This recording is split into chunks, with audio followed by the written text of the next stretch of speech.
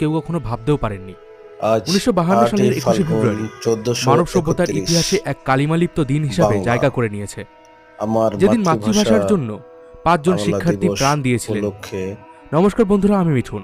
শহীদ আজকে মিনার ভিডিওতে এ ভাষা দিবসের অজানা পুষ্পস্তবক ইতিহাস আপনাদের অর্পণের জানাবো, মাধ্যম দিয়ে তাই ভিডিওটি অবশ্যই ভাষা শেষ পর্যন্ত শহীদদের দেখুন। প্রতি শ্রদ্ধা নিবেদন। 1947 সালে ভারত ভাগের পর আজ পূর্ব এই পাকিস্তানের দিনে বাংলাভাষী 4,40,00,000 মানুষ, পশ্চিম বাংলা পাকিস্তানের ভাষাকে 6,90,00,000 প্রতিষ্ঠিত জনসংখ্যা করার বিশিষ্ট জন্য নবগঠিত শহীদ পাকিস্তানের হয়েছিলেন। নাগরিকে পরিণত হয়।